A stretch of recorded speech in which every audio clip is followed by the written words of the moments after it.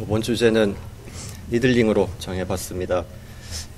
주제가 쉬운 주제는 아닌데, 그 책을 찾아보고 논문을 찾아봐도 다 워낙에 말이 달라가지고 이번에는 그냥 차라리 제 경험을 한번 정리해보자 하는 느낌으로 제 생각 위주로 한번 정리를 해봤습니다. 첫째, 이제 니들링에 대한 정의를 다시 생각을 해봐야 될 텐데, 두 가지 면이 중요한 것 같습니다. 첫째는 미케니컬 애스펙트죠. 그래서 뭔가 이제 파이버러스 티스를 니들을 이용해서 끊어주는 게 되겠고요.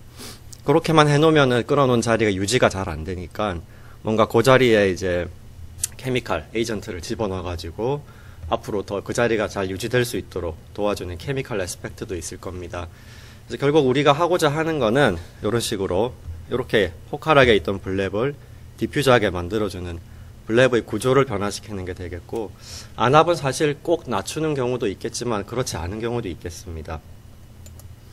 그래서 그 니들링을 이제 분류를 나름 이제 생각을 해봤는데, 제가 생각하기에는 이런 것들을 고려해서 니들링의 클래시피케이션을 할 수 있지 않을까 생각을 해봤습니다. 첫 번째는 시기죠. 그래서 early, intermediate, late에 따라서 구분을 해봤는데, 제가 이렇게 나눈 이유는 실제로 이 시기에 따라서 니들링을 해보면은 안에 인트라 블랩 그 구조의 느낌이 다르기 때문입니다. 초기에는 비유를 하자면 약간 진흙 같은 느낌이고요. 중간 시기에는 어느 정도 이제 구조가 굳어가는 단계이기 때문에 약간 찰흙 같은 느낌이고, 요때는 이제 굳은 그 찰흙 그런 느낌이 듭니다. 그래서 시기에 따라 좀 다르기 때문에 이렇게 나눠 볼 수 있을 것 같고, 위치는 사실 어느 부분이 문제인지를 안다면은 그 자리를 집중적으로 공략하면 될 텐데, 우리가 그냥 보기랑 실제랑 다른 경우가 많아서요. 대개는 이런 순서로 하게 됩니다.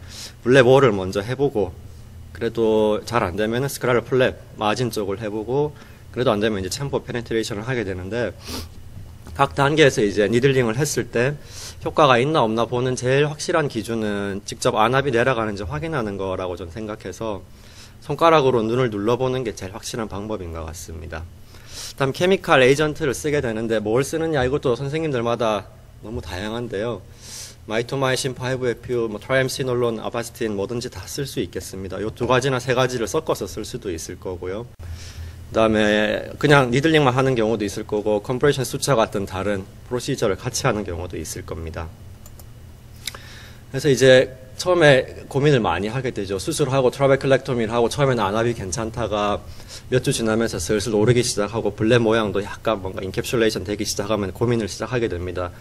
약을 먼저 써볼까? 그냥 니들링을 빨리 할까? 하는 고민을 항상 하게 되는데, 사실 약을 쓰게 되면 대개는 방수 생성 억제제를 쓰게 될 텐데, 그러면은 생성이 억제되면은 블랩 볼륨 자체가 감소할 거고, 그럼 결국은 유출이 또 감소할 테니까, 마치 제가 이제 느끼는 바로는 안 그래도 변비가 있는 환자한테 다이어트를 더 시키는 것 같은 그런 느낌이라서 왠지 니들링을 빨리 해주면 좋을 것 같은데, 실제로 해보면은 또 그렇지 않은 경우도 많습니다. 니들링 자체가 성공률이 높다면은 빨리 니들링 하는 게 맞겠지만, 괜히 찔러가지고 피만 나고 안압 더 올라가는 경우도 있어서요. 그래서 대개는 약을 먼저 쓰게 되는 것 같습니다. 근데 약을 써도 안압이 우리가 생각하는 만큼 잘 안 내려가면은 그 다음엔 이제는 뭔가 리비전을 해야 될 텐데, 니들링을 할지 바로 오픈 리비전을 할지 다른 수술을 할지를 결정을 해야 되는데, 그건 이제 우리가 이제 상식적으로 생각하는 것처럼 안압이 얼마나 높은지, 녹내장이 얼마나 심한지, 환자가 빨리 처치를 원하는가에 따라서 결정을 하게 되겠습니다. 그래서 뭔가 상대적으로 시간적인 여유가 좀 있는 상태라면은 요거를 더 중요하게 생각해야 될 것 같습니다. 그래서 괜히 무리해서 찌르다가 합병증만 생길 수 있으니까 너무 무리하지 않는 게 좋을 거고, 만약에 요번 시술이 마지막 기회라고 생각을 된다면은 그냥 니들링 하러 들어갔다가 효과 없을 것 같으면은 바로 다른 수술로 넘어갈 준비도 하는 게 필요하겠습니다. 제가 하는 방법은 이렇습니다. 제가 이제 여러 번 하다가 제 나름대로 이제 만들어진 세팅인데, 외래에서는 전 잘 안 하려고 합니다. 그게 협조가 잘 안 되는 것도 있고, 익스포저도 잘 안 되고, 괜히 찔러서 피만 나고 이런 경우도 있어서요. 가급적이면 수술방에서 하는 걸 전 선호하고, 어떤 기구를 사용하냐도 선생님마다 다를 텐데, 전 주로 26게이지 니들 이렇게 1cc에 끼워가지고 사용을 하는데, 더 굵은 니들을 쓰면은 수술할 때 당시에는 더 기분이 시원한 느낌이 드는데, 사실 그래봤자 장기적으로 크게 차이는 없는 것 같은 게 제 느낌이고, 괜히 이제 큰 거를 쓰면은 그 엔트리 사이트에 리키지가 생길 수 있어서 그것도 전 26게이지 정도면 제일 적당하다고 생각을 하고요. 스페큘럼도 최대한 잘 벌릴 수 있는 걸로 쓰고, 케미컬 에이전트는 전 세 가지를 다 준비합니다. 리도케인, 트리암시놀론, 그다음에 요거는 MMC. 근데 요것도 MMC도 농도도 논문마다 다 다른데요. 우리 보통 수술할 때 쓰는 0.0이나 0.04%를 써도 되겠지만 희석해서 쓰는 경우도 많고요. 저는 그냥 0.02%를 그대로 씁니다. 그래서 보통 0.1cc 정도를 쓰고, 그다음 트랙션을 걸어야 되거나 컴프레션 해야 되는 경우도 있어서 수초 세트도 항상 옆에 같이 준비해두고 시행을 하고 있습니다. 실제로 어떻게 하는지 케이스를 몇 개 볼 텐데요. 6가지 경우의 수에 따라서 케이스를 준비해봤습니다. 첫 번째는 안압은 11에서 17 정도로 약 3가지 쓰고 조절이 되는데, 시야가 점점 10-2에서 진행을 하고 있고 시력도 내려가니까 수술합시다 하고 수술을 했습니다. 그래서 9월 달에 섬유주 절제술을 했죠. 수술하고 2일째 블랩 사진인데 디퓨저하게 아주 잘 올라와 있습니다. 이게 유지가 잘 안 되는 게 문제죠. 2달 반쯤 지났는데 안압도 이제 27 정도로 쓸 올라가고, 보면은 원래 이제 그 스크랄 플랩 있던 주변은 에베스클로하게 유지가 되는데 주변은 이제 막 파이브로시스 되면서 달라붙는 느낌이 들고요. 약간 특징인 건 이제 더블 험프가 생겼죠. 여기 하나 있고 여기 또 하나 생겼고요. 그래서 이런 경우에 니들링을 해주면 왠지 여기를 탁 뚫어주면은 블랩이 뒤로 디퓨저하게 잘 만들어질 것 같은 느낌이 드니까 니들링을 한번 해봤습니다. 첫 번째 미케니컬 애스펙트죠. 그래서 말씀드린 것처럼 26게이지 니들을 이용해서 찌르는데, 목표로 하는 부분을 타겟으로 해서 그 주변을 찌르면 되겠습니다. 그래서 제가 생각하는 목표는 여기를 이렇게 디퓨저하게 만드는 거니까 이쪽으로 어프로치를 해서 우리가 흔히 하는 것처럼 이제 왔다 갔다 하면서 파이브로스 티슈가 있는 데를 인트라블랩 스트럭처를 상상을 하면서 찔러주게 되겠습니다. 그래서 하게 되면은 되게 이제 아직 수술한 지 몇 달 안 된 눈이니까 블랩이 금방 올라오는 거를 눈으로 확인할 수가 있습니다. 그래서 계속 찔러주고 있는 상태고, 이렇게 방수가 차오면서 이제 블랩이 크게 만들어지고 있는 걸 볼 수 있습니다. 그럼 이제 첫 번째 정의, 미케니컬 애스펙트는 달성을 한 거고요. 그다음에 이제 뭔가 이대로 놔두면 금방 막힐 가능성이 많기 때문에 케미컬 애스펙트를 고려해야 되는데, 제 경우는 트라임시놀론이랑 MMC를 항상 같이 씁니다. 순서는 트라임시놀론을 항상 먼저 하는데 여기저기 좀 흩뿌리는 거를 전 좋아합니다. 그래서 트라임시놀론을 약간 안쪽부터 해서 한 군데 주사하고 니들 빼면서 좀 여기저기 뿌려가면서 주사를 하게 되겠습니다. 그래서 이런 식으로 이제 약물도 안에 주사를 하게 되겠고요. 이 케이스의 경우에는 느끼셨나 모르겠는데 하고 나서 챔버가 완전 콜랩스가 됐습니다. 그래서 너무 안압이 낮으면 또 문제가 될 수 있어서 컴프레션 숫자 하나만 살짝 걸었습니다. 우리 보통 수술할 때 쓰는 W1701 그 테노에틸론으로 그냥 했고요. 그렇게 하고 나서 이제 마이토마이신을 주사를 하는데요. 이런 식으로 0.1mm 이쪽에다가 주사를 하고 이런 식으로 했습니다. 그래서 이렇게 하고 나면은 이제 블랩 모양이 예전이랑은 다르죠. 그래서 포스티리어 디퓨즈 블랩으로 모양이 바뀌었고 안압도 조절이 더 잘 되고 있습니다.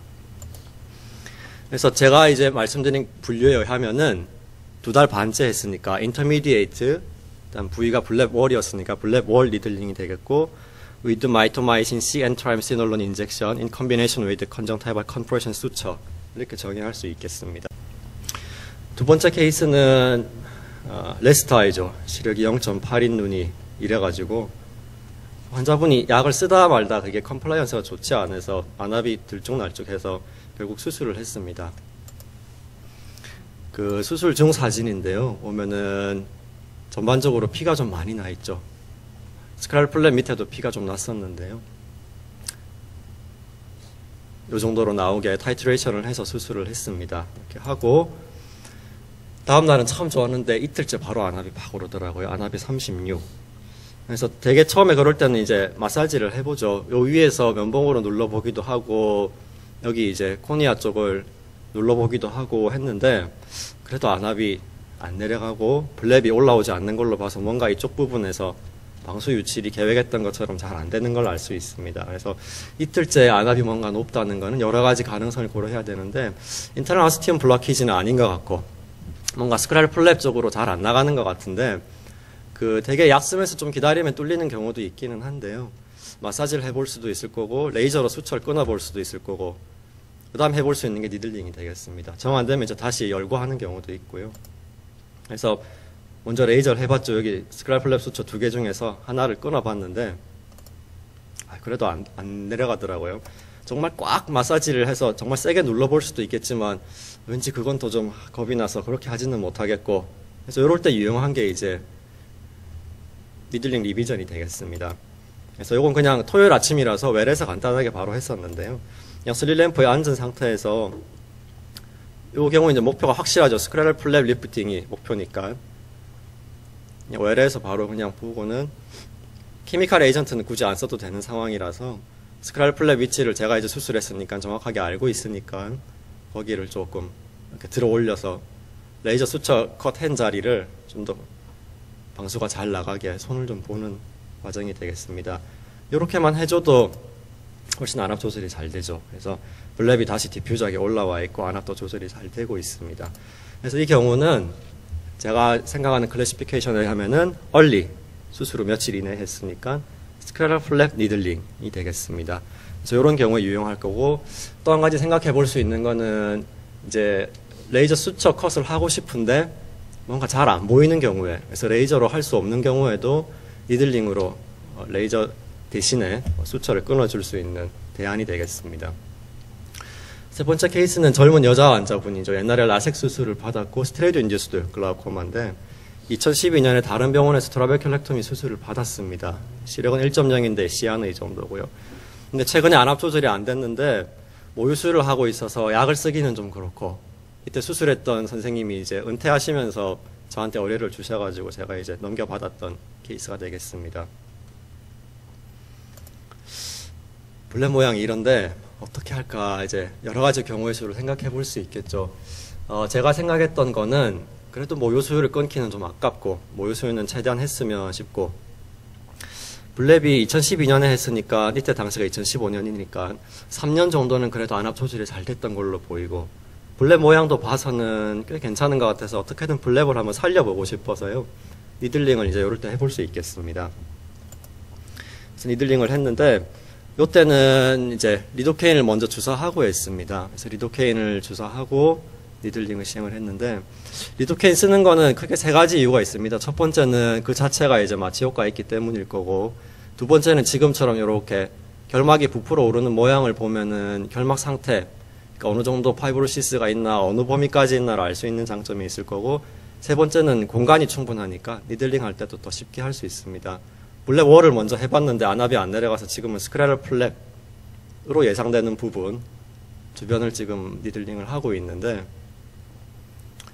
그래도 잘 안 내려가더라고요. 손가락으로 눌러봤는데 그래도 안압이 높으니까, 그럼 이제 그 다음 단계 엔티리어 챔버 센테시스로 넘어가서 환자분 보고는 정면을 보라고 하고 각도를 잘 상상해서 이제 전방으로 들어가게 되겠습니다. 그래서 전방을 한번 찔러가지고는 보통 이제 조금 그래도 뭔가 부족한 느낌이 드니까요. 일단 전방 한번 들어간 다음에 나오면서 니들 트랙 주변을 조금 더 넓혀주고요. 제 경우는 한 2-3번 정도 이 과정을 반복합니다. 그래서 최대한 니들 트랙을 조금 넓히는 쪽으로 다시 한번 더 찔러서 주변을 또 넓혀주고, 일단 뭔가 케미칼 에이전트를 쓰면 좋을 텐데 마이토마이신을 써도 될까 안 될까 찝찝해서 일단 트리암시놀론만 주사를 했습니다. 이렇게 했던 케이스가 되겠고, 6일 뒤에 안압 4, 블랩도 모양 옆으로 좀 더 디퓨즈하게 퍼진 느낌이 들죠. 그리고 요거는 2년째인데 니들링 한 번으로 2년 동안 안압약 한 번도 없이 안압이 계속 7, 6 이렇게 유지되고 있습니다. 그래서 클래시피케이션에 따르면은 수술한 지 3년 뒤에 했으니까 레이트, 그다음 부위가 엔티리어 챔버니까 레이트 엔티리어 챔버 니들링 위드 트라임세놀론 인젝션으로 했던 케이스가 되겠습니다. 다음 케이스 역시 젊은 여자 환자죠. 망막 박리가 생겨가지고 인서클링을 하고 비트렉토미를 또 했던 케이스인데 안압이 이제 조절이 잘 안 되니까, 그래서 인서클링 했던 눈은 사실 트랩 하기가 쉽지 않으니까 아메드 밸브를 수술을 했습니다. 하고 나서 처음에 괜찮다가 이제 한 3주 정도 지나니까 안압이 슬 오르기 시작을 하죠. 튜브 위치는 참 좋은데 보니까 이제 플레이트 주변으로 파이브로시스 생기면서 인캡슐레이션 되는 양상을 보입니다. 그래서 요럴 때 이제 니들링이 유용하게 되겠습니다. 그 아메드 밸브 플레이트가 보통 이제 요 뒤쪽으로 들어가니까요. 요거는 웰에서 하기는 참 힘들고 수술방에서 그냥 하기도 힘들고요. 전 아메드 밸브는 항상 이렇게 트랙션을 걸고 합니다. 그래서 최대한 밑으로 내려보게 하고 하는데, 되게 이제 뒷면까지 하기는 쉽지 않으니까 옆구리를 주로 공략을 해서 똑같이 26게이지 반을 이용해서 하면 이렇게 방수 나오는 걸 볼 수 있습니다. 그래서 옆구리 따라가면서 쭉 다 니들링을 해주고 트람시놀론, 마이토마이신 다 주사를 했습니다. 그래서 이 경우는 얼리 아메드 글라코마 밸브 블랩 월 니들링이 되겠고요.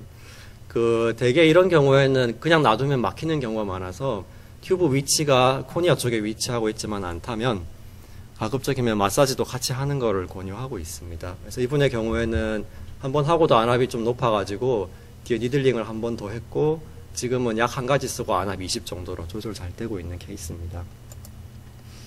다음 케이스는 이제 80세 환자고 안압 29 정도고 해서 섬유 절제술을 했죠.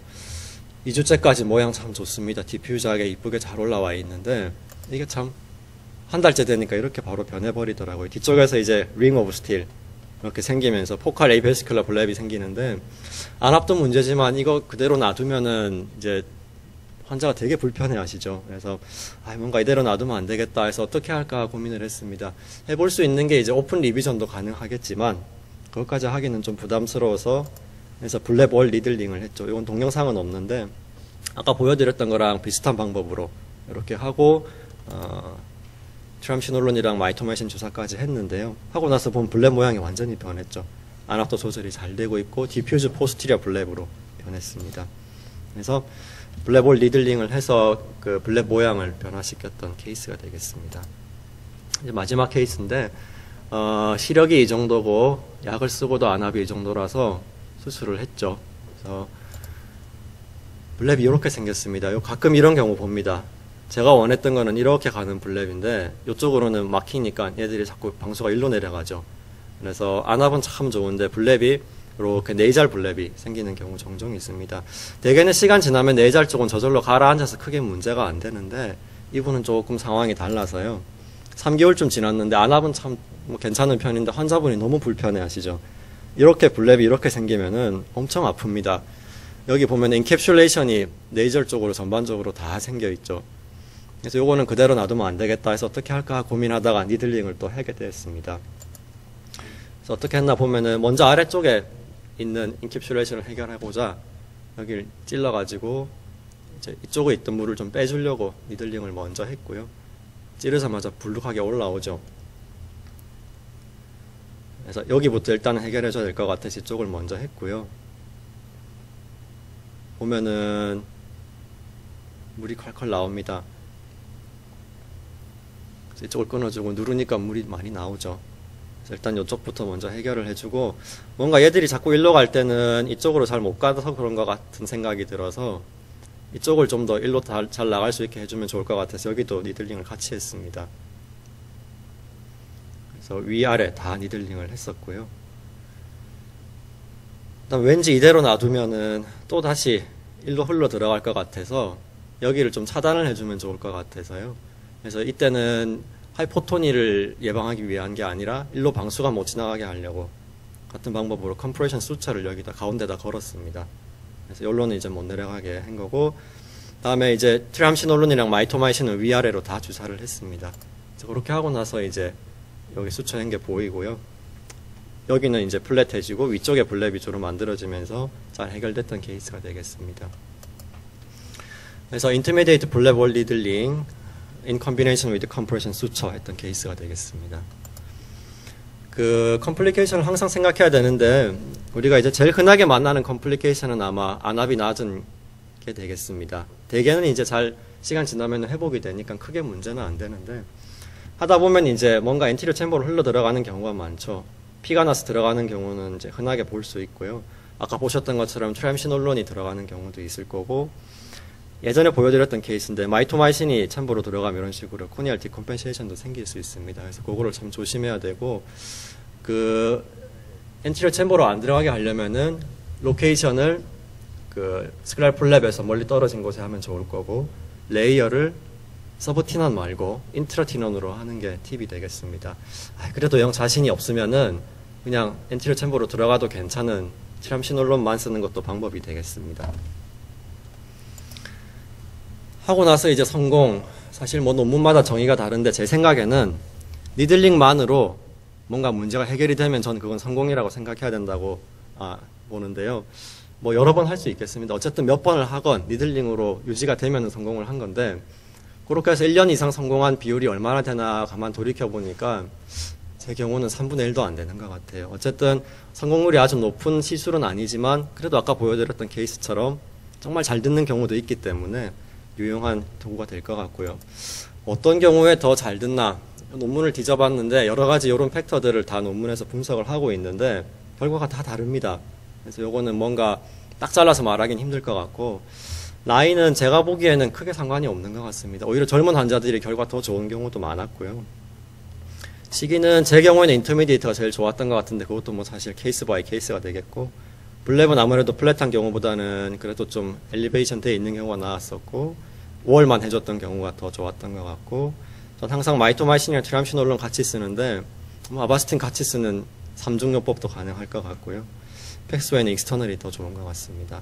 그래서 이런 이제 논문을 볼 때 항상 생각해야 되는 게 두 가지 면을 고려해야 되죠. 예를 들면은 같은 환자에서 언제 니들링을 하는 게 더 좋을까를 고려한다면 너무 늦게 하는 것보다는 늦지 않게 하는 게 당연히 좋을 테지만, 어몽 서브젝트 면에서 본다면은 그만큼 늦게 니들링을 했다는 거는 그동안 안압 조절이 잘 됐다는 거니까 늦게 할수록 더 예후가 좋게 되겠죠. 그래서 논문에서는 이런 것까지 세세하게 구분할 수가 없으니까 논문을 읽을 때는 이런 두 가지 면이 있다는 걸 항상 생각을 해야 되겠습니다. 그래서 요약하자면은 블랩 니들링 리비전은 뭔가 니들을 이용하고 약물을 주사해서 블랩의 구조를 변화시키는 거고, 시기라든지 위치라든지 그다음에 어떤 약을 쓸지 또 어떤 프로시저를 같이 할지에 따라서 여러 가지 그 변형이 가능할 것이고, 그 각자 눈 상태라든지 자기 선호도에 따라서 다양하게 시행하면은 아주 좋은 방법이 될 것 같습니다.